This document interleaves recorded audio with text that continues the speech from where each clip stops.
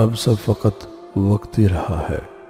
عشق محبت کی وفا تو پرانے وقتوں میں ہوتی تھی، اب اس کو جینا ہے مگر خود کے لیے۔ اب کہاں کسی کو کسی کے جینے مرنے سے پرواہ ہے۔ مجھے ایسا لگتا ہے شاید میں گزرتے دنوں کے ساتھ اپنا ذہنی توازن کھو رہی ہوں، شاید میں نفسیاتی مریض ہوتی جا رہی ہوں۔ یوں ہی بیٹھے بیٹھے آنکھیں نم ہو جاتی ہیں، میں خود کو لاوارث محسوس کرتی ہوں۔ ہجوم میں ہوتے ہوئے ایک سناٹا محسوس ہوتا ہے، ایسے لگتا ہے جیسے میرا سب کچھ چھن گیا ہو، مجھ سے کسی بھی چیز میں دل نہیں لگتا۔ موبائل کو پکڑ کر گھنٹوں سوچتی رہتی ہوں کہ کیا کرنا ہے۔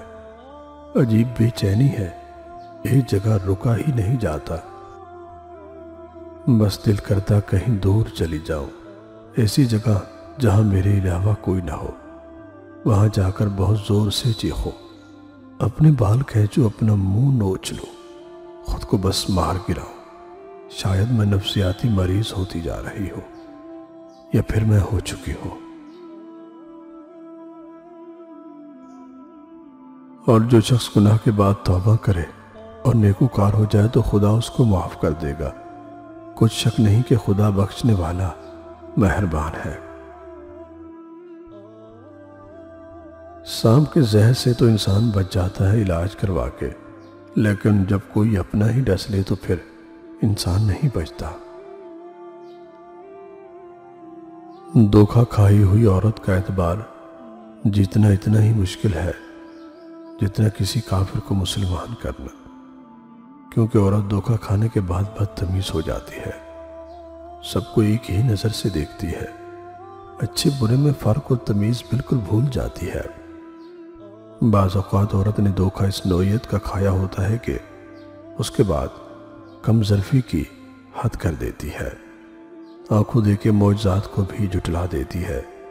کمزور دل کا بندہ ایسی عورت سے دور رہے ورنہ ٹوٹنے کے لیے تیار رہے، کیونکہ ایسی عورت کو ترس نہیں آتا۔ آپ کی منتیں، ترلے، قسمیں، وعدے، آنسو اس پر کچھ اثر نہیں کرتے، کیونکہ عورت کی بری عادت ہے یہ دھوکے باز مرد سے دھوکہ کھا کر نہ چاہتے ہوئے بھی خاموشی کے ساتھ مخلص مرد سے اپنی اذیتوں کا بدلہ ضرور لیتی ہے۔ بڑا حوصلہ چاہیے ہوتا ہے ایسی عورت کے ساتھ چلنے کے لیے، کیونکہ وہ قدم قدم پہ آپ کا دل توڑتی ہے۔ بار بار، ہزار بار ایسی عورت کو اعتبار دلانے کے لیے آپ کو صفائیاں پیش کرنی پڑتی ہے۔ ذرا سا اسے آپ کی نیت پر شک ہو جائے تو وہ وہیں جا کھڑی ہوتی ہے جہاں سے اس کا بھروسہ ٹوٹا ہوتا ہے۔ بہت بڑا ظرف چاہیے ہوتا ہے بے اعتبار بندے کا اعتبار جیتنے کے لیے۔ جب گھر کا بڑا کسی ضد کے سامنے خاموش ہو جائے تو اسے مان جانا نہیں کہتے، اسے ہار جانا کہتے ہیں۔ محبت میں شرک کی کئی قسمیں ہیں۔ ایک وقت میں آپ دو لوگوں سے محبت نہیں کر سکتے، مثلاً خود سے بھی اور محبوب سے بھی۔